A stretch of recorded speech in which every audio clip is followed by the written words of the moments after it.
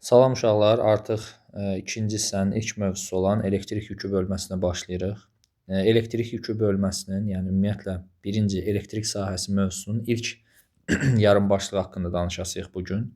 Çox qısa başlıq olacaq, test sayı da çox azdır. Çalışacağım mövzu haqqında ətraflı məlumat verim, bir də test bankından təklər işləyim. Diqqətlə dinləyirik, təkləri qeydiyyatına aparırıq, sonra da test bankından cütlərini işləyirik. İlk olaraq elektrik yükündən danışmamışdan qabaq biz sükunətdəki elektrik yükünün xassələrini öyrənəsiyik. Yəni əgər bir elektrik yükü sükunətdədirsə, sükunətdəki elektrik yükündən danışırıqsa, sükunətdəki elektrik yükü. Bu yükün xassələrini öyrənən fizika bölməsi bizim üçün olacaq elektrostatika. Elektrostatika vasitəsilə sükunətdəki elektrik yükü haqqında müəyyən məlumatları əldə edəcəyik. İlk öncə biz başlayırıq elektrik yükünün işarəsindən. Elektrik yükünü işarə eləyəcəyik Q hərfi ilə, balaca Q hərfi ilə və bilirik ki, elektrik yükü bizim üçün skalyar kəmiyyətdir. Skalyar kəmiyyət olmaq o demək idi ki, elektrik yükünün yalnız ədədi qiyməti var. Yalnız ədədi qiyməti. Yəni, elektrik yükündə istiqamət məsələsi yoxdur. İstiqamətindən danışa bilmərik. İşarəsini dedikdən sonra biz elektrik yükünün vahidini deyəsiyik. Elektrik yükünün vahidi 1 kulon qəbul olunub və elektrik yükünün vahidinin əsas vahidlərinin açılışını biz elektrik cəryanı keçdikdən sonra çıxarılışını yazasıyıq. 1 kulonu əsas vahidlərinin açılışı 1 amper vurulsun saniyə şəklində olacaq. Buradakı A yazılışı bizim üçün amperdir, yəni cərəyan şiddətinin açılışıdır, əsas vahidlərlə ifadəsidir. Saniyə isə bildiyimiz kimi zaman vahididir. Deməli, kulonun əsas vahidlərinin açılışı amper vur saniyə olmuş olacaq. Və Q-nin vahidini 1 kl şəklində yazıb, klon şəklində oxuyasıyıq. Bu oldu bizim elektrik yükümüzün vahidi. Yaxşı, biz elektrik yükünü hansı düsturla təyin edəsiyik? Hesablanması, yəni düsturu necə olacaq? Elektrik yükünü təyin eləmək üçün Q bərabərdir N vurulsun Y ifadəsindən istifadə edəsiyik. Buradakı bu düsturun içərisindəki N nədir, Y nədir? Onlar haqqında ətraflı danışmağa başlayaq. Buradakı balaca y'miz elementar yükdür. Elementar yük. Yaxşı, nə olan şeydir bu elementar yük? Elementar yük bölünə bilən ən kiçik elektrik yüküdür. Yəni, bizim əlimizdə olan elektrik yükünü, yəni müəyyən miqdardakı elektrik yükünü ən kiçik hansı hissəyə qədər bölə biləriksə, bu bizdən ötürü elementar yükdür. Yəni, bölünə bilən ən kiçik elektrik yüküdür. Vəssalam. Elektrik yükü. Və elementar yükümüz ədədi qiymətcə 1,6 10 üstü mənfi 19 klona bərabərdir. Ən təbiətdə bundan kiçik elektrik yükü mövcud deyil. Elementar yükün yük qiyməti elektronun yükü ilə eynidir, protonun yükü ilə eynidir. Hələ ki, bu məsələlər bizə lazım deyil. Bu düsturun içərisindəki böyük N kəmiyyəti itirilmiş və ya qəbul olunmuş elektron sayıdır. Biz bu məsələni elektron sayı, yəni itirilmə və qəbul olunma məsələsinin üzərində ətraflı dayanasıyıq. Çünki bu məsələ önəmli bir məsələdir. İndi görək hər hansı bir elementimiz və yaxud da bir atomumuz, yəni neytral atomumuz elektron itirdikdə hansı vəziyyətdə olur, elektronu qəbul elədikdə hansı vəziyyətdə olur. Onlar haqqında ətraflı danışdıqdan sonra biz bu Q bərabərdir NY düsturunun bəzi tətbiqlərinə baxasıyıq. Məsələn, tutaq ki, sürtünmə nəticəsində ola bilər ki, bir cisim özündən müəyyən qədər elektron itirsin. Biz bunu ən sadə halını belə yazasıyıq. Məsələn, hər hansı bir elektron nə idi? Atomumuz var. Məsələn, tutaq ki, nüvəsində 2 dənə protonu olan və 2 dənə neytronu olan Xarici elektron təbəqəsində isə formada 2 dənə elektronu olan bir sistem çəkək. Məsələn, bu formada burada da 2 dənə elektron var. Xarici elektron təbəqədə hərəkət eləyir. Ümumiyyətlə bizim atomumuz müsbət yüklü nüvə və onun ətrafında hərəkət edən mənfi yüklü elektronlardan ibarət neytral bir sistemdir. Yəni elektrik cəhətdən neytraldır. Niyə neytraldır? Görürük ki, burada 2 ədəd elektron var. Elektron. Yəni mənfi 2-yi kənarda mənfi 2 dənə elementar yük var və nüvədə 2 ədəd proton var. Proton. Və bu protonlar müsbət 2 dənə elementar yük əmələ gətirir. Deməli, adi halda, yəni heç bir həyəcanlanma olmadıqda, yəni elektron itirmədikdə və ya qəbul etmədikdə, ümumi bizim atomumuzun yükü, Q'su, deməli, mənfi 2 dənə elementar yük üstəgəl 2 dənə elementar yük sıfırdır. Yəni elektrik cəhətdən neytraldır. Yaxşı, bəs elektronu itirdikdə və ya qəbul elədikdə nə olur? Gəlin indi o məsələyə baxaq. Deməli, bura biz müəyyən qədər enerji verək. Yəni bu cismi sürtünmə nəticəsində enerji ilə təmin eləyək. Enerji ilə təmin elədikdə nə hadisə baş verir?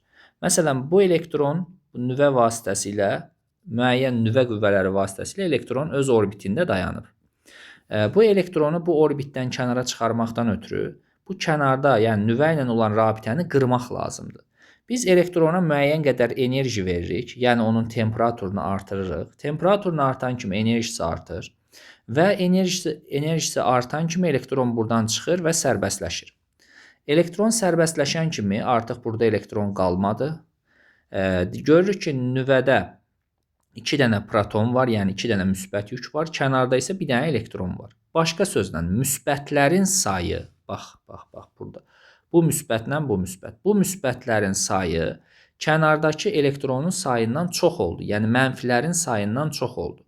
Onda belə bir nəticəyə gəlirik ki, əgər elektron itirirsə, yəni bax, bir sistem və yaxud da bir cisim, bir sistem elektron itirirsə,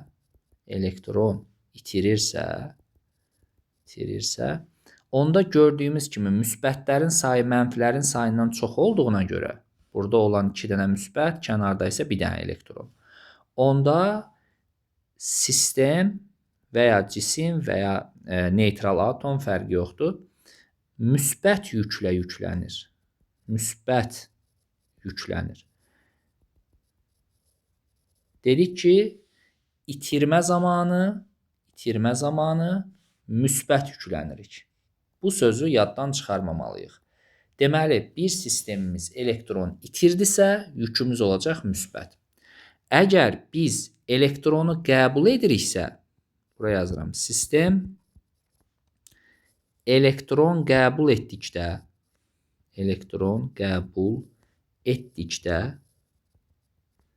mənfi yüklənir. Bu zaman nə deyirik? Deyirik ki, qəbul eləmə və mənfi yüklənmə sözünü bir yerdə yadda saxlamalıyıq. Bax, qəbul və mənfi yüklənmə sözü bir yerdə yadda qalmalıdır. Qəbul etdik və mənfi yükləndik. Bunlar yaddan çıxmasın.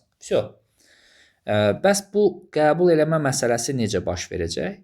Burada məsələn itirilmiş elektronlarımız var. Bu itirilmiş elektronlarımız ola bilər ki, digər bir atom tərəfindən özünə cəzb olunsun və qəbul olunsun. Yəni, öz orbitalına daxil olunsun. Bir misal göstərək. Tutaq ki, bir dənə müsbət yüklü proton var, bir dənə ortada neytron var. Xarici energetik səviyyədə isə bircə dənə elektronumuz var. Məsələn, burada bir dənə elektron var. Sərbəst şəkildə qalmış bu elektron, tutaq ki, digər bir atom tərəfindən öz energetik səviyyəsinə qəbul olundu. Qəbul olunan kimi, yəni çəkdi özünü saldı, çəkdi bu elektronu saldı öz energetik səviyyəsinə. O zaman görürsən ki, 2 dənə mənfi var, bir dənə müsbət var. Yəni bir sistem, bir atom özünə elektronu qəbul eləyibsə, avtomatik mənfi yüklənib. Qəbul etmə zamanı yüklənmə oldu mənfi yüklənmə, itirmə zamanı isə yüklənmə oldu müsbət. Yaxşı. Biz buna aid testləri necə həll eləyəsik? İndi ona baxırıq. Baxın, bizdə ikinci test bankımızda, birinci başlığımızda, yəni ilk bölməmizdə buna aid testlər var. Məsələn, üçüncü testə baxırıq.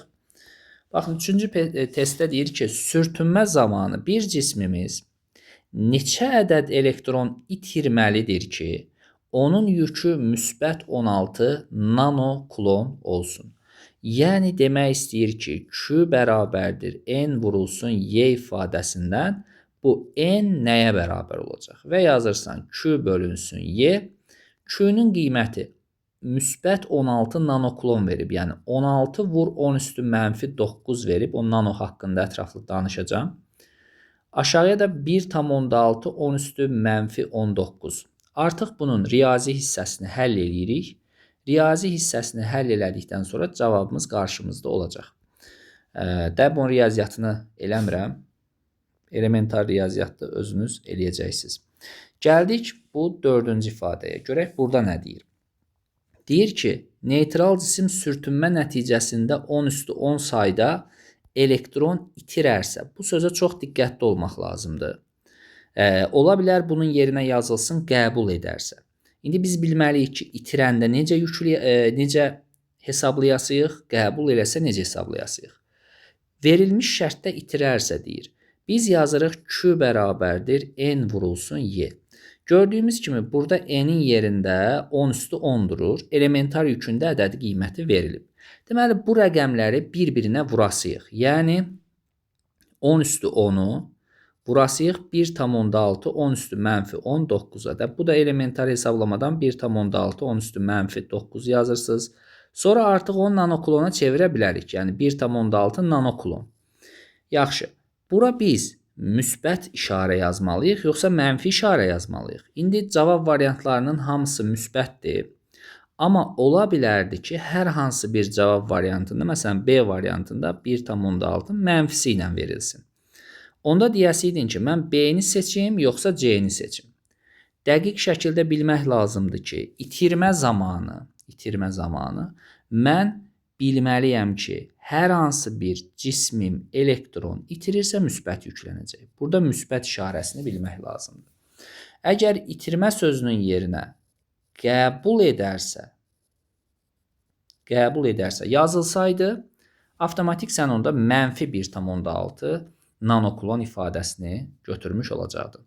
Burada qəbul eləmə və itirmə sözlərinə çox-çox diqqətli olmaq lazımdır. Belə, davam edirik indi. Bu məsələ ilə ki, qutardıq. Yəni, Q bərabərdir NY düsturunu harda, necə istifadə eləyəcəyimizi dedik. İndi davam edirik növbəti məsələmizdən.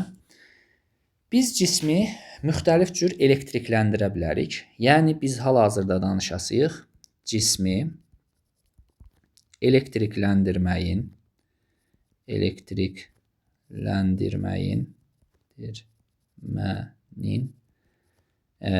yolları. Neçə dənə üsulu var, neçə dənə forması var, neçə dənə yolu var? Növləri deyək. Görək, birinci üsulumuz, birinci növümüz hansıdır? Birinci qaydamız sürtünmə yolu ilə elektriklənmədir. Bu, ən dədə-babadan gələn elektriklənmə üsuludur. Sürtünmə yolu ilə elektriklənmə. Baxaq görək bu necə baş verir. İki cismi bir-birinə sürtdükdə, yəni bunu hər kəs müşahidə edib. Məsələn, uşaq vaxtından ruçkanı saçımızın dibinə, saçımıza sürtürdük və ondan sonra kiçik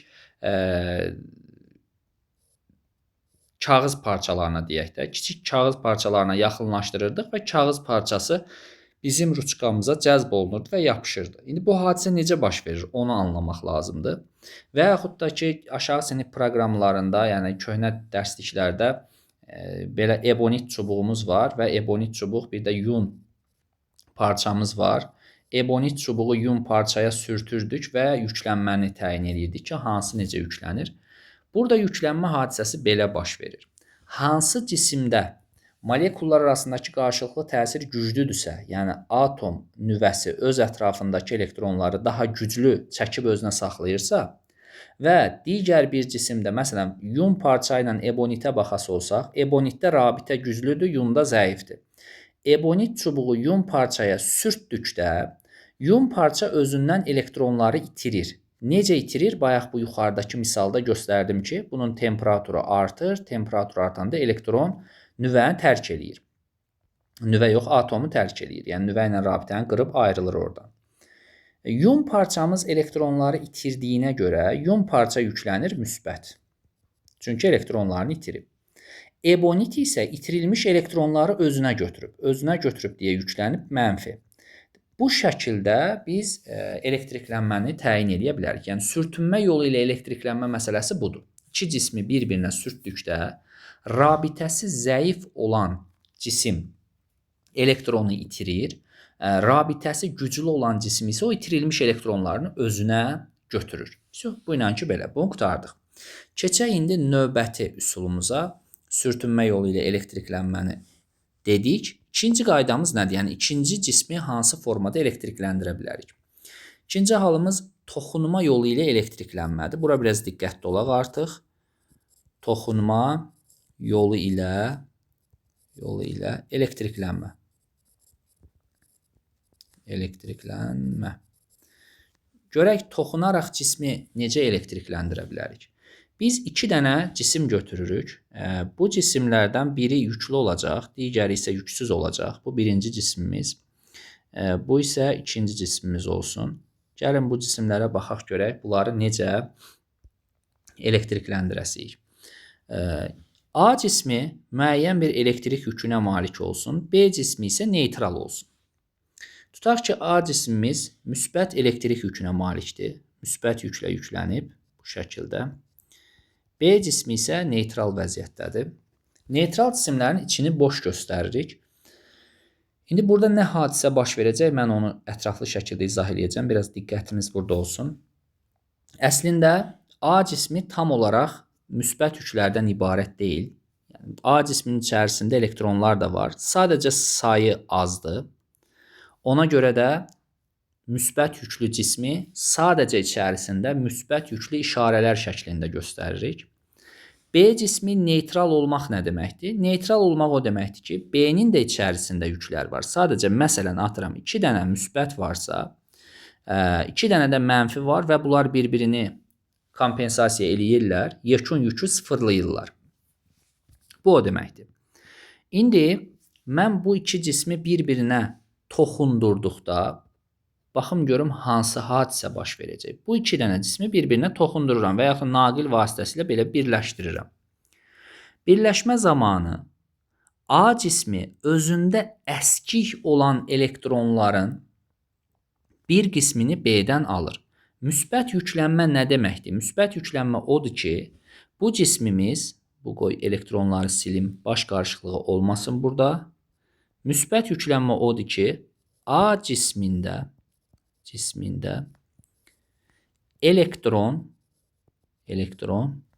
əskikdir. Bu o deməkdir. Elektron var, sadəcə sayı azdır. B isə yüksüzdür. Yüksüz olmaq nə deməkdir? Elektron və proton sayı eynidir. Proton sayı eyni. Yüksüz olmaq o deməkdir. Bayaq yuxarıda mən onu biraz incəliklərinə getdim. A cismində elektron sayı əskik olduğuna görə B-dən özünə elektronlar götürür. B-dən özünə elektron götürəndə avtomatik B-də də əskiklik yaranır. B-də də əskiklik yaranan kimi başlayır B-də müsbət yüklə yüklənməyə. Təkrar bir də deyirəm. Deməli, A cismi müsbət yüklüydür, B yüksüz idi. B-dən özünə elektron götürdü A cismi, çünki A-da əskikdir də istəyir, özünə elektron istəyir. B-dən özünə elektronu götürən kimi avtomatik B-də müsbət yükləndi. Və qısa şəkildə belə yadda saxlayasıyıq ki, əvvəlki cismimiz hansı yüklə yüklənibsə, bax, buranı sildim, bunu da silim. A cismimiz müsbət yüklüdür, B'miz neytral. Toxunma zamanı avtomatik toxunan cisim eyni yüklə yüklənir. Yəni A müsbət idisə, B də avtomatik müsbət yüklə yüklənir. Bitdi. Bu qədər sadə. Bəs mənfi yük olanda nə olur? Yenə 2 dənə cisim götürürük bu formada. Görək bu cisimlər mənfi yüklə elektriklənsə nə hadisə baş verəcək? A cismi mənfi elektrik yükü ilə yüklənib, B cismi isə neytraldır. Bir saniyə. İndi burada qələmi seçim. A cismi dedik ki, mənfi yüklə yüklənib, B cismi isə neytraldır və bunları bir-birinə toxunduraq. Mənfi yüklə yüklənmə nə deməkdir? Bax, A-da elektron artıqdır. Elektron çoxdur. Və özündə olan elektronların bir qismini verir B-yə. B-yə elektronu verən kimi avtomatik B-də mənfi yüklənir. Deməli, əgər bir cisim mənfi elektrik yükü ilə yüklənibsə, neytral cismə toxunduran kimi neytral cisimdə mənfi yüklənir. Və yaxud da bir cisim müsbət yüklənibsə, onu neytral cismə toxunduran kimi avtomatik həmin cisimdə müsbət elektrik yükü ilə yüklənəcək. Vəssalam. Deməli, toxunma yolu ilə elektriklənmə budur. Məsələn, 2 dənə kürəcik götürürəm. Belə, hətta 4 dənə kürəcik götürək. Formada. İndi bunları nə edirik? Məsələn, birinci halda bu yüklənib mənfi yüklə. Deyirəm, B də neytraldır. Bunu buna toxundursam deyirəm, nə olar? Deyirsiniz ki, avtomatik B-də mənfi yüklənəcək. Və yaxud da A kürəsi yüklənib müsbət yüklə. B neytraldır. Deyirəm, toxundursam nə olar? Deyirsən, avtomatik B-də müsbət yüklənəcək. Qurtardıq. Deməli, toxunma yolu ilə elektriklənmə məsələsi budur. Keçirik növbəti məsələmiz, sonuncu, 3-cü məsələmiz. Elektriklənmənin 3-cü üsulu toxunma olmadan elektriklənmədir. Toxunma olmadan elektriklənmə. Bura diqqətli olaq. Bunun digər adı, önəmlidir bu hissə, elektrostatik induksiya deməkdir. Elektrostatik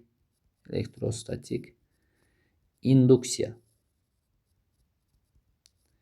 Biraz da xırdalığa geçsək, elektrik sahəsinin təsiri ilə yüklərin yenidən paylanmasıdır. O qədər dərinlikləri bizdən istəmir. Bəs yaxşı, elektrostatik induksiya hadisəsi zamanı nə baş verir, nə olur? Gəlin 2 dənə bir yüklü, bir də yüksüz cisim götürək. Sonra onların üzərində araşdıraq görək hansı hadisə baş verir. Birincidə yüklü cismi müsbət yüklə götürək. İkincidə isə mənfi yüklə götürək. Bu A cismi olsun, bu B olsun, bu da A olsun, bu da B olsun. Tutaq ki, A cismi müsbət elektrik yükü ilə yüklənib. Müsbət elektrik yükü ilə yüklənib. B isə neytraldır. Burada da A mənfi ilə yüklənib. B isə neytraldır. Bayaq dedim ki, A-da müsbət yüklə yüklənmək elektronların əskikliyi və yaxud da mənfi yüklə yüklənmək elektronların artıqlığı deməkdir. B-nin neytral olmağı nə deməkdir? Neytral olmaq o deməkdir ki, məsələn, tutaq ki, bu şəkildə 6 dənə müsbət varsa, 6 dənə də mənfi var. Yəni, bunların sayı eynidir. Burada da eyni qaydada. Məsələn, 6 dənə mənfi varsa, 6 dənə də müsbət var. Təbii ki, bu 6 deyil, çox böyük saydır. Rahat olsun, anlayaq deyə bunu bu cür yazırıq. Müsbət yüklər mənfi yükləri özlərinə çəkdiyinə görə B-də olan elektronlar A tərəfə cəzb olunmağa başlayır. Bax, B-də olan elektronlar A tərəfə cəzb olunmağa başlayır və yekun olaraq hansı hadisə baş verir? B-nin A-ya yaxın tərəfi mənfi yüklə yüklənir. Bax, bu tərəf mənfi elektrik yükü ilə yüklənir. Digər tərəfdə isə elektron azaldığına görə müsbət yüklə yüklənir. Və yaxud da burada mənfini itələyir. Yəni, bunlar itələnirlər digər tərəfə. Avtomatik mənfiyə yaxın olan hissədə elektron əskik olur deyə müsbət yüklə yüklənir. Digər tərəfdə isə elektron artıqdır deyə mənfi yüklə yüklənir. Bu qaydada. Bunları bu cür bildirə bilərik. İndi şəkli içərisini təmizləyim və daha anlaşılar şəkildə bunun içərisini rahat formatda yazaq. Deməli, müsbət A cismi varsa, B cismini A cisminə yaxınlaşdırdıqda müsbətin yanı mənfi olur, digər tərəf isə müsbət olur. Və yaxud da A cismi mənfi yüklə yüklənibsə, mənfinin yanı müsbət olur, digər tərəf isə mənfi olur. Bax, bu qaydada davam eləyəcək. Bu da belə. Məsələn, tutaq ki, bir misal göstərək. Tutaq ki, bir kürəciyimiz var. Məsələn, burada bir kürəciyimiz var ortada. Belə. Burada digər bir kürəcik var. Sonra bunun da yanında bir kürəcik var. Yəni, bunu ixtiyari qədər belə uzada bilərik. Məsələn, bu kürəcik müsbət elektrik yükü ilə elektriklənib. Bu müsbət yüklə elektriklənib. Deyirəm, A və B kürəcikləri necə yüklənəcək? Bax, bu C kürəciyi müsbətdirsə, B-nin C-yə yaxın olan hissəsi mənfi, digər tərəfi isə müsbət yüklənir, avtomatik. A-nın C-yə yaxın olan hissəsi mənfi, digər tərəfi isə avtomatik necə yüklənəcək? Müsbət yüklənəcək. Deməli, toxunma olmadan elektriklənmə məsələsi budur. Elektrostatik induksiya məsələsi budur. Qurtardıq. Yaxşı, bu cisimlərin elektriklənməsini biz hansı cihazla təyin edirik ki, bu cisimlər elektriklənib? Deməli, cisimlərin elektriklənməsini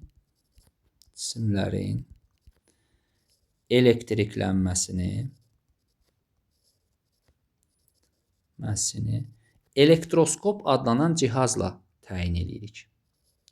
Elektroskop adlanan cihazla təyin edirik. Vəssalam, bu belə. Yaxşı. Elektroskop nə olan şeydir? Elektroskopun iş prinsipi nədir? Yəni, nəyə əsasən işləyir? Elektroskopun iş prinsipi Coulomb qüvvəsidir. Yəni, Coulomb qanununa, Coulomb qarşılıqlı təsir qüvvəsinə əsaslanır. Coulomb qarşılıqlı təsir qüvvəsinə əsaslanır. Burada, belə deyək, bizim test banklarında hələ ki elektroskopa çox toxunmurlar, amma çox önəmli bir hissədir bu elektroskop məsələsi. Artıq yavaş-yavaş testlərin biraz keyfiyyətini artırmağa başladıqca elektroskopa da ümid edirəm ki, təzə test bankında daha çox toxunacaqlar. İndi hələ ki təzə test bankı əlimizdə deyil. Elektroskop çəkməyə çalışaq bir-iki dənə, biraz keyfiyyətsiz çəkdim. Bu elektroskopun kürəsi olsun. Sonra bu elektroskopun bu hissəsi olsun. Sonra 2 dənə də vərəq götürərik. Deməli, bu da olsun belə. Deməli, bu şəklin biraz qəşəng olmadı. Elektroskopun digər hissəsini yaxşı çəkmədik. Bir neçə dənə elektroskop test çəkək və onun üzərində baxacağımız məsələlər olacaq. Çox önəmli məsələlərdən bir neçəsi olacaq.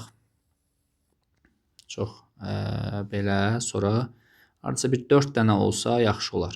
4 dənə elektroskop test çəkək və bunu başlayaq araşdırmağa. Birində çəkək. Yuxarı hissədə çəkdiyim yumrular elektroskopun toplarıdır. Bu elektroskopun topudur. Sonra böyük çəkdiyim yumru hissə isə elektroskopun içərisi vakuum olan şüşə balonudur. Belə, belə. İndi elektroskopun topu və şüşə balonunun yükündən asılı olaraq deməli biz nələrə baxa bilərik? Birinci məsələmiz nədir? Tutaq ki, bir cismi, hər hansı bir cismi, bu formada belə bir cismimiz var, müsbət yüklə yüklənib. Bu müsbət yüklə yüklənmiş cismi elektroskopun topuna yaxınlaşdırıram. Burada biraz diqqətli olacaq söz budur. Bax, yaxınlaşdırma. Bu Bu yaxınlaşdırmalılardır. Yaxınlaşdıranla nə hadisə baş verir? Avtomatik biz nə dedik? Dedik ki, bax burada dedik ki, yaxınlaşma zamanı, məsələn, A-ya B-ni yaxınlaşdıranda müsbətin yanı mənfi yüklənirdi. İndi müsbəti elektroskopa yaxınlaşdıran kimi avtomatik elektroskopun kürəsi yüklənir müsbət. Elektroskopun burada bir neçə dənə vərəqi var. Bu vərəqlər qırıq-qırıq niyə çəkirəm? Çünki müsbət yüklənən kimi bu vərəqlər bir-birindən itələnir. İtələnir bu formada. İndi müsbətdirsə buralar mənfi yüklənəcək. Niyə mənfi yüklənəcək? Buna bir dənə diqqətli olaq. Siz elektroskopun bu hissəsinə bir cisim kimi baxsaz, bunun yarısı müsbət yüklənir, digər yarısı isə mənfi yüklənir. Ona görə bax təkrar bir də deyirəm, yuxarı hissə müsbət yüklənir. Müsbət nə idi? Üzrlü say, mən bunun istiqamətini düz qoymadım. Deməli burada bu hissələrlə bu hissələrin işarələrini düz çəkmədik. Deməli, bax bu belə, bu belə. Müsbətin yanı avtomatik yüklənir mənfi elektrik yükü ilə, digər tərəf isə müsbət elektrik yükü ilə. Niyə? Çünki bunu biz bütöv cisim kimi baxdıqda, müsbətdirsə onun yanı mənfi olmalıdır, digər tərəf isə müsbət olmalıdır. Vəsə qurtardıq. Bax, bu qaydada elektriklənməni təyin eləyəsiniz. Və yaxud da hər hansı bir cismi götürüb mən mənfi yüklənmiş bir cismi elektroskopa yaxınlaşdırsam, onda nə hadisə baş verəcək? İndi gəlin onlara baxaq. Bu bizim vərəqlərimiz olsun. Bu isə vərəqlərin son vəziyyəti olsun. Mənfinin yanı müsbət, vərəqlər isə mənfi. Bu formada yüklənməni təyin eləyəsinik. Yenə də biz buna bütöv bir cisim kimi baxsaq, mənfinin yanı müsbət yüklənməlidir, digər tərəf isə avtomatik mənfi yüklənməlidir. Deməli, elektroskopda yaxınlaşdırma halı belə olur. İndi isə elektroskopun kürəciyinə bir cismin toxundurulması halına baxırıq. Toxundurduqda. Görək bu toxundurduqda nə hadisə baş verir? Deməli, bizdə bir müsbət yüklü cisim var. Müsbət yüklü cismi elektroskopa toxundururam. Yuxarıda qeyd elədim ki, toxunma zamanı toxundurulanın yükü nədirsə, digəri də avtomatik eyni cür yüklənir. Deməli, bu elektroskopun hər yeri müsbət elektrik yükü ilə yüklənəcək. Vəssalam. Çünki toxundurulan cismin yükü müsbətdir. Əgər mən elektroskopa mənfi yükü toxundursam, görək onda nə olacaq? Toxunma zamanı hər yeri eyni yükləndiyinə görə bunun da hər yeri mənfi elektrik yükü ilə yüklənmiş olacaq. Vəsə qurtardıq. Bu belə. Deməli, cisimlərin elektriklənməsini təyin edən elektroskop cihazı bu qaydada işləyir. Və bütün hallarda görürsünüz ki, elektroskopun vərəqləri bir-birindən müəyyən bir alfa bucağı altında uzaqlaşırlar. Və unutmayın ki, elektroskopun yükü ilə bu alfa bucağı düz asılıdır. Yəni, yük nə qədər çoxdursa, vərəqlərin bir-birindən uzaqlaşması da o qədər çox olmuş olacaq. Vəssalam, bu belə. Bu ilə ki, qurtardıq. Elektroskop haqqında biraz da daha dərinliklərə girmək olar. Amma ki, bizim test bankında hələ ki, bu qədəri kifayət eləyir. Hətta bundan azı belə kifayət eləyir. Davam edirik növbəti məsələmizlə. Yüklü zərrəciklər arasındakı qarşılıqlı təsir qüvvəsi. Yəni, elektrik qarşılıqlı təsir qüvvəsi. Görək bu nədir? Elektrik qarşılıqlı təsir qüvvəsi. Qarşılıqlı təsir qüvvəsi. Deməli, elektrik qarşılıqlı təsir qüvvəsinin bilirik ki, digər adı Kulon qüvvəsidir. Kulon qüvvəsi Charles Coulomb adına Kulon qüvvəsi olaraq adlandırılıb. Deməli, biz təbiətdə iki müxtəlif cür elektrik qarşılıqlı təsir görə bilərik. Burada itələmə qüvvələri və cazibə qüvvələri mövcud ola bilər. Baxaq görək bu qüvvələr nələrin arasında baş verir. Ümumiyyətlə, elektrik yükü də bildiyimiz kimi iki cür olur. Yəni, bizdə təbiətdə iki cür elektrik yükü mövcuddur. Təbiətdə iki cür elektrik yükü mövcuddur. elektrik yükü. İndi bu yüklər bayaq da qeyd elədik. Müsbət yük və mənfi yük olmaqla 2 yerə bölünür. Mənfi yük. Deməli, təbiətdəki 2 dənə 2 cür olan elektrik yükləri müsbət yüklə mənfi yükdür. İndi baxaq görək, bu elektrik yüklərinin ətrafında hansı sahə mövcuddur və həmən sahə vasitəsilə ötürülən qüvvə hansı qüvvədir, onun xarakteri nədir, onlar haqqında biraz ətraflı şəkildə danışaq.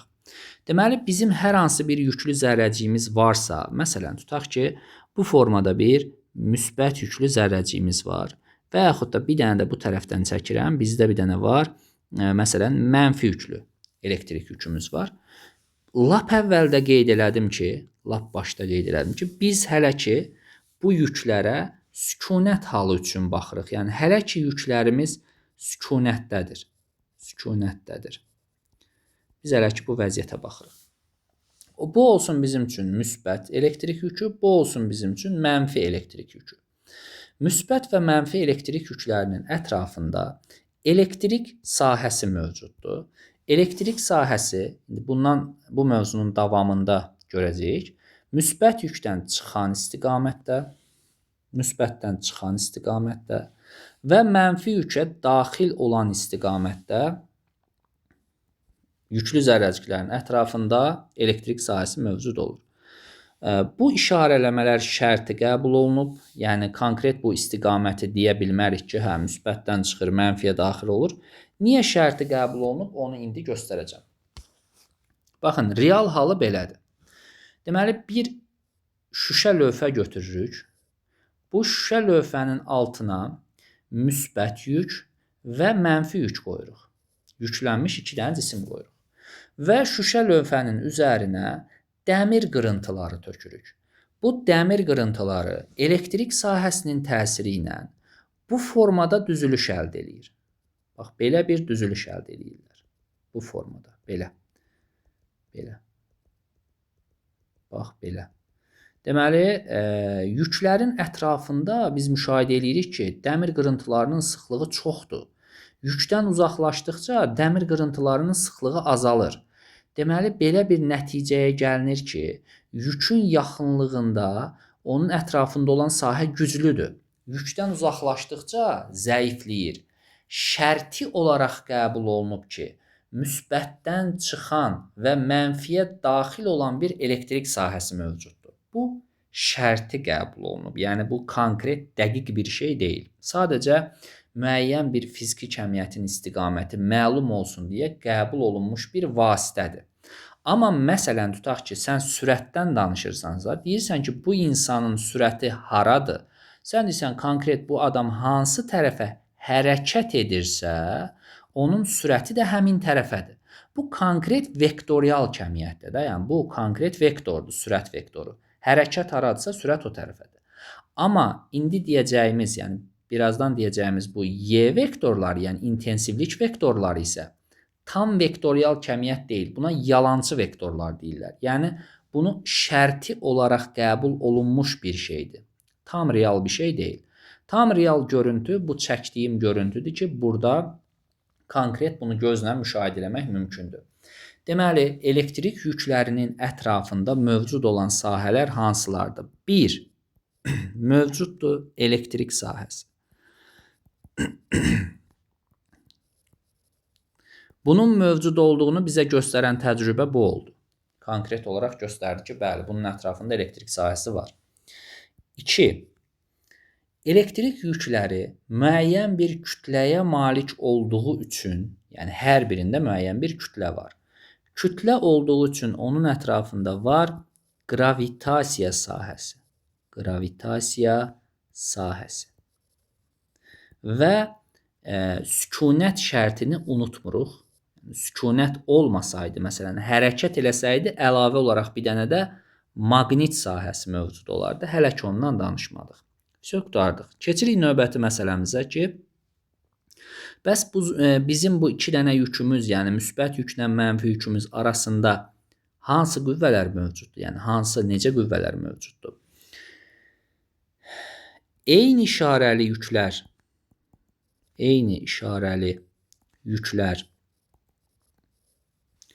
bir-birini itələyir. Əks işarəli yüklər isə bir-birini cəzb edir.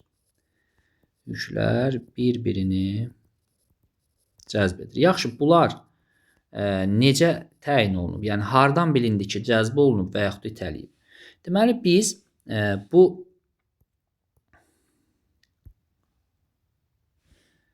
əks işarəli yüklərin, bax bu əks işarəli yüklərin bir-birini cəzb etdiyini konkret olaraq buradakı təcrübədə görürük. Buradakı təcrübədə onu rahatlıqla görə bilirik ki, bəli, cəzb edir. Yəni o dəmir qırıntıları bizə onu göstərir. Eyni işarəli yük qoyduqda nə olur bəs? Məsələn, tutaq ki, sən bir yenə şüşə lövhənin altına eyni işarəli yüklü iki dənə müsbət yüklü, tutaq ki, yüklü zərrəcik qoyursan. Onda üzərində olan dəmir qırıntıları bu cür düzülüş verir. Bax, bu cür düzülüş verirlər.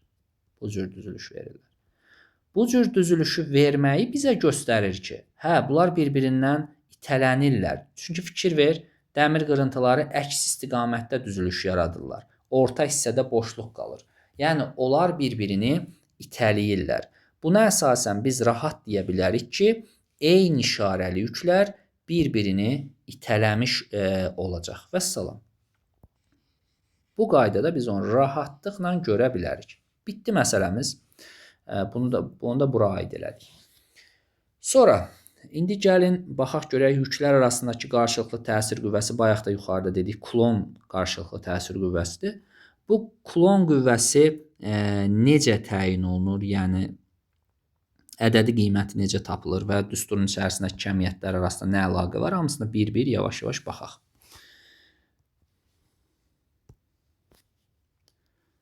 Kulon qarşılıqlı təsir qüvvəsi. Digər adı elektrik qüvvəsi. Baxaq. Bundan ötürü biz mütləq yüklü zərrəciklər götürməliyik. Gəlin biz yüklü zərrəcikləri götürək. Bu birinci kürəcik olsun. Bu ikinci kürəcik olsun. Sonra burada da 2 dənə kürəcik götürək. Burada da 2 dənə kürəcik götürək. İndi baxaq, görək bunlar arasında necə qarşılıqlı təsir qüvvələr olacaq. Deməli, bu yüklü zərrəciklərin mərkəzləri arasındakı məsafəni göstərək. Birazdan biləsinik ki, Kulon qarşılıqlı təsir qüvvəsi mərkəzi qüvvədir. Yəni, zərrəciklərin mərkəzlərini birləşdirən xətt boyunca yönəlir.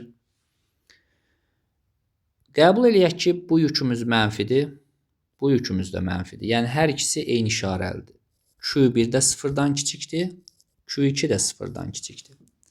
Bu zaman bu qüvvələr, bu cisimlər, yüklü zərrəciklər bir-birini itələyəcəklər və itələmə qüvvəsinin istiqamətlərini göstərək. Və bunun itələnməsinə F2-1 qüvvəsi deyək, itələnir. Buna isə F1-2 qüvvəsi deyək, bu qaydada itələnir. Digərlərini də eyni qaydada deyə bilərik ki, məsələn, bu da müsbətdir. Tutaq ki, bu da müsbətdir. Yəni, Q1 də sıfırdan böyükdür, Q2 də sıfırdan böyükdür. Dediyimiz qaydada bunlar yenə bir-birindən itələnəcəklər. Buna F2-1 deyək, ikincinin birincini itələdiyi qüvvə. Buna isə F1-2 deyək, birincinin ikincini itələdiyi qüvvə. Sonuncu halda isə işarələri əks qoyaq. Məsələn, bu müsbət olsun, bu isə mənfi elektrik yükünə malik olsun. Yəni, Q1 sıfırdan böyük olsun, Q2 sıfırdan kiçik olsun. Yuxarıdakı təcrübədə gördük ki, işarələr əks olduqda bunlar bir-birini cəzb eləyirlər bu formada. Və ikincinin birincini cəzb elədiyi qüvvə, buna isə birincinin ikincini cəzb elədiyi qüvvə deyək. Bütün hallarda hər üç şəkildə Kürəciklərin mərkəzləri arasındakı məsafəyə biz R deyəsiyik. Yəni bu məsafə bizdən ötürü R olacaq. Bax, kürələrin mərkəzləri arasında, səthləri arasında yox, mərkəzləri arasındakı məsafə R deyəsiyik.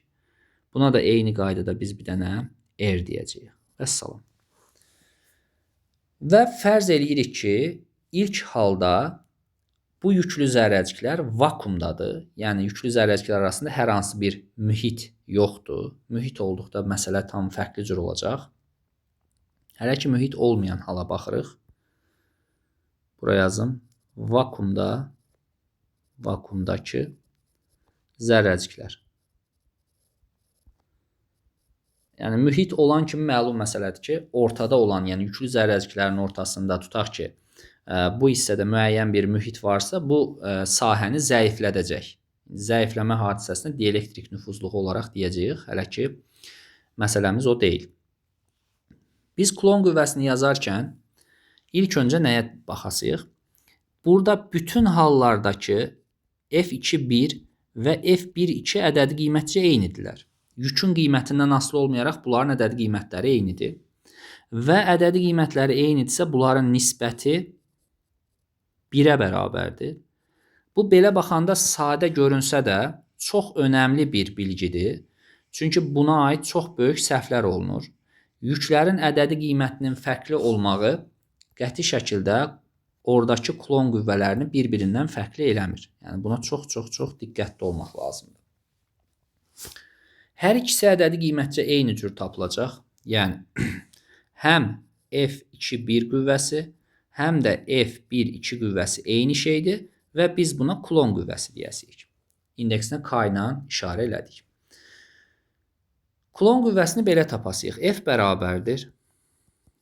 K vurulsun.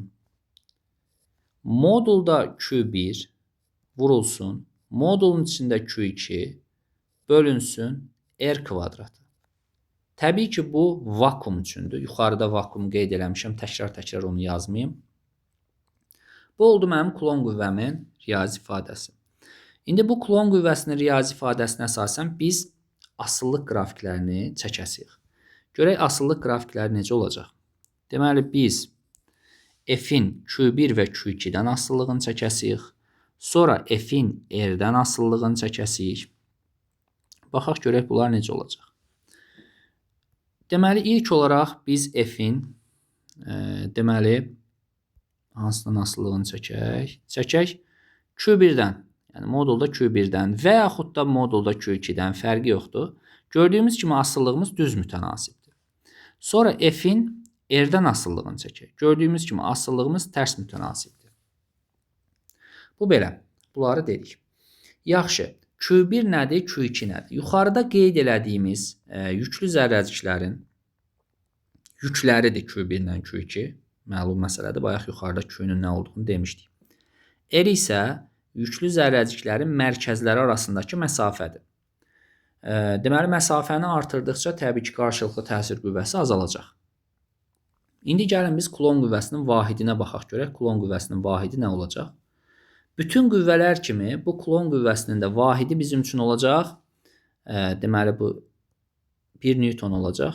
Biz bir dənə bu Coulomb qüvvəsini işarələyək. Çünki buradakı bu məsələ önəmlidir. Belə. İndi gəlin Coulomb qüvvəsinin vahidini çıxaraq. Bütün qüvvələr kimi bunun vahidi 1 Newtondur və tapılma qaydası da, yəni beynəlxalq sistemdə açılışı isə kiloqram vurulsun, metr bölünsün saniyənin kvadratıdır. Bunu onsuz da əvvəlki mövzulardan bilirik. Bu düsturun içərisində olan kəmiyyətləri bir-bir araşdırmaq lazımdır. Q1, Q2 və R-i dedik. Amma K-nı demədik. K-mız elektrik sabiti deyil. K-mız mütənasiblik əmsalıdır. Mütənasiblik əmsalı. Məsələn, biz cazibə qüvvəsində J(m1m2 bölü R kvadratında J-yə demişdik ki, bu gravitasiya sabitidir. Amma bu düsturun içərisindəki K kəmiyyəti elektrik sabiti deyil, mütənasiblik əmsalıdır. Və biz elektrik sabitini tapmaq üçün o K-dan istifadə eləyəsiyik. K-nın belə bir düsturu var. Bura biraz diqqətli olaq. K bərabərdir 1 bölünsün 4 pi epsilon 0. Bax, bu düsturun içərisindəki epsilon 0 kəmiyyəti elektrik sabitidir. Elektrik sabiti. Aha.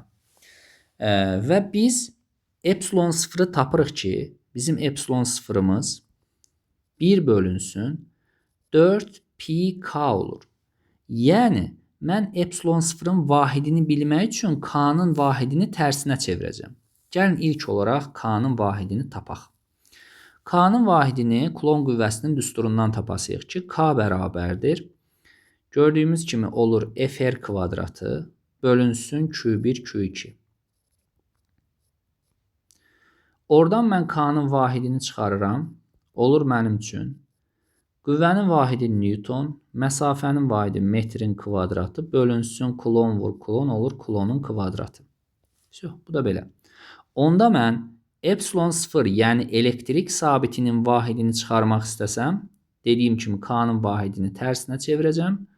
Yəni olacaq Coulomb kvadratı bölünsün Newton vurulsun metr kvadratı. Bax, bu məsələ bizim üçün çox önəmli məsələlərdən biridir. Bunu əzbərləmək lazım deyil. Çünki k-nı tapıb tərsinə çevirmək olar. Və biz buradan bunu əsas vahidlərlə aça da bilərik. Coulomb'u amper vur saniyə şəklində açdıqda olur amper kvadratı saniyə kvadratı. Newtonu isə kiloqram vurulsun metr böl saniyə kvadratı şəklində açdıqda vurulsun metr kvadratı qalır burada. Belə bir əsas vahidlərlə açılış alırıq. Amper kvadratı vurulsun, saniyə qalxır yuxarı, saniyə üstü 4 bölünsün kiloqram vurulsun metrin kubu. Təkrar qeyd edirəm, bu ifadəni əzbərləmək mümkün deyil. Yəni bunu çıxarmaq lazımdır. Əzbərləsək də 1-2 aydan yadımızdan çıxacaq onsuz da. Bu oldu bizim elektrik sabitinin vahidi. Bizdə Coulomb qüvvəsinə aid hesablamalar, yəni ədədi qiymət hesablamaları çox sadə olur. Biz digər məsələlərə, yəni bizə çətin olacaq, çətinlik çəkəcəyimiz məsələlərə baxasıyıq. Yekun Coulomb qüvvəsinin tapılmasına baxırıq. Görək, yekun Coulomb qüvvəsi necə tapılır? Yekun Coulomb qüvvəsinin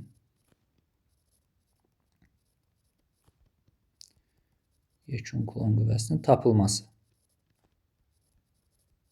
Aha.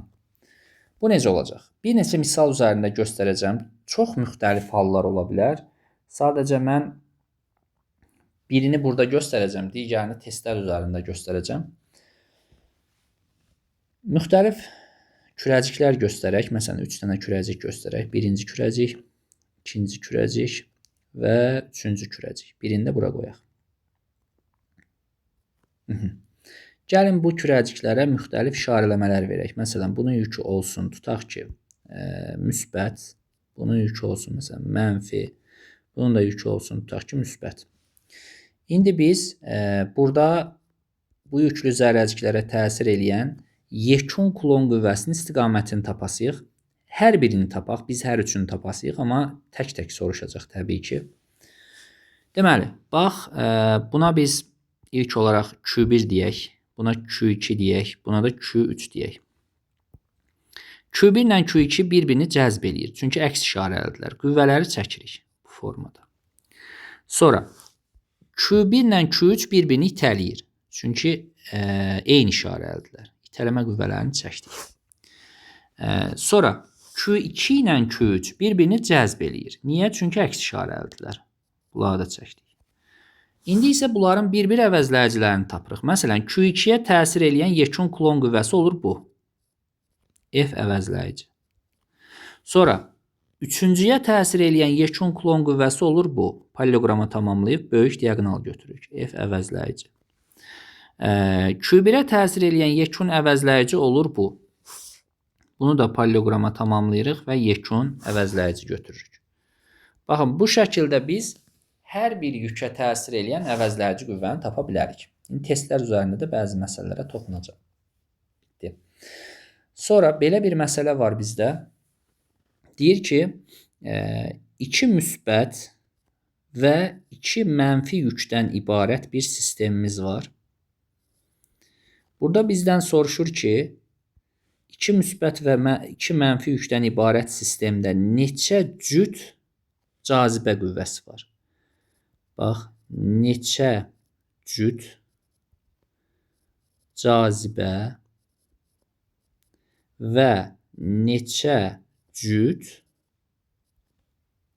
itələmə qüvvəsi var. Bunları tapasıyıq. Başlayaq. Baxın, ilk olaraq cazibə qüvvəsinə baxaq. Bu mənfi ilə bu müsbət bir-birini cəzb eləyir. Bir cüt bu. Sonra bu müsbətlə bu mənfi bir-birini cəzb eləyir. 2 cüt bu. Deməli, neçə cüt cazibə oldu? 2 cüt cazibə qüvvəsi bizdən ötürü olmuş oldu. İndi biraz da bunu artıra bilərik. Baxın, fərqli rəngimiz. Deməli, tutaq ki, bu rəng götürək. Bax, bu müsbətlə bu mənfi bir-birini cəzb eləyir. Bu oldu 3-cü cüt. Sonra bir dənə də fərqli rəng götürək, bu olsun. Bu müsbətlə bu mənfi də bir-birini cəzb eləyir. Oldu 4-cü cüt. Deməli, gördüyümüz kimi neçə cüt cazibə oldu? 4 cüt. 4 cüt cazibə oldu. Yaxşı, baxaq görək, bəs bunlarda, yəni 2 dənə müsbət və 2 dənə mənfi yükdən ibarət sistemdə neçə cüt itələmə qüvvəsi var? Ona da baxaq. Deməli, belə. Gördüyümüz kimi eyni işarəli yüklər bir-birini itələdiyinə görə bu ikisi bir-birini itələyir. Bir də bu ikisi bir-birini itələyir. Onda deyirsən ki, 2 cütdə itələmə qüvvəsi mövcuddur. Belə.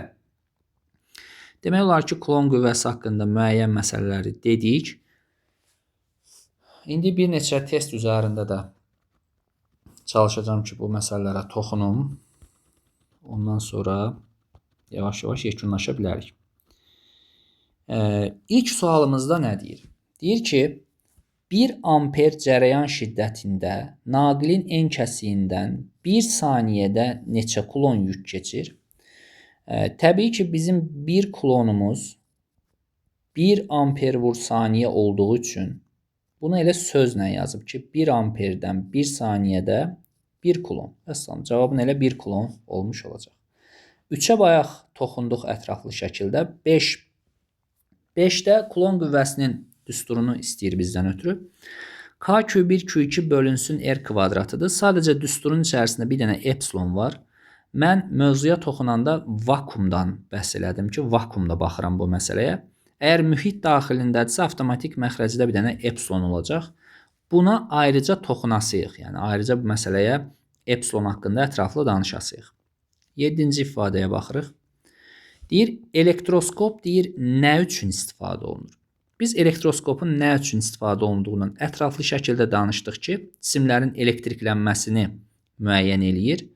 Yəni, elektrikli olub olmadığını, hansı elektrik yükü ilə yükləndiyini, bunlar haqqında elektroskopda ətraflı danışdıq. 9. 2 nöqtəvi yük arasında Coulomb qüvvəsinin onlar arasındakı məsafədən asılılığı. Biz Coulomb qüvvəsini bayaq yazdıq ki, K vurulsun, modulda Q1 vur, modul Q2 bölü R kvadratıdır. Vakuum üçün. Mühit olanda burada bir dənə epsilon olur. R-dən asılılıqda gördüyümüz kimi tərs mütənasib asılıdır. 11. Bu ifadə deyib bizə nəyi verir? Biz kökün altında K vurulsun, modulda Q1 vur, modul Q2 yazmışıq. F-i açmalıyıq təbii ki. F-i necə açırdıq? K vurulsun, modul Q1 vur, modul Q2 bölünsün R kvadrat. Görürsünüz ki, hər bir şey ixtisar gedir. Kəsrin surətində 1 qalır. Məxrəcində isə 1 bölünsün R kvadratı qalır. O da tərsinə keçəndə kök altda R kvadratı, buradan isə R çıxır. Vəssalam. Yəni məsafə. 13. Gördüyümüz kimi burada işarələr əksdir. İşarələr əks olanda bir-birini cəzb eləməlidir və cazibə qüvvəsi B-yə uyğundur. Ümumiyyətlə C variantında, A variantında və Y variantında bir cavab mümkün deyil. Cavablar yalnız B və D formatında ola bilər. Əks işarəlidirsə B, eyni işarəli olsaydı D-ni götürərdik. 15. Bayaq biz qeyd elədik ki, müsbət yükdən çıxan istiqamətdə, mənfi yükə isə daxil olan istiqamətdə elektrik yükü var. Onda müsbətdən çıxırsa Q1 sıfırdan böyükdür, Q2 isə sıfırdan balacadır. Deməli, C variantı doğrudur. Ən çox problem yaradan testlərdən biri bu 17 və 18 tipli testlərdir. Yəni, bunlar həmişə sıxıntı yaradır. Sıxıntı yaratma səbəbi məsələnin şərtini düzgün oxumamaqdır. Yəni, şərt düzgün oxunmur deyə sıxıntı yaranır. Yüklər verilib, yükü 8 mikrokulon olan kürənin mərkəzi ilə yükü 8 nanokulon olan və radiusu 20 mm olan başqa bir kürənin səthi arasındakı minimal məsafə.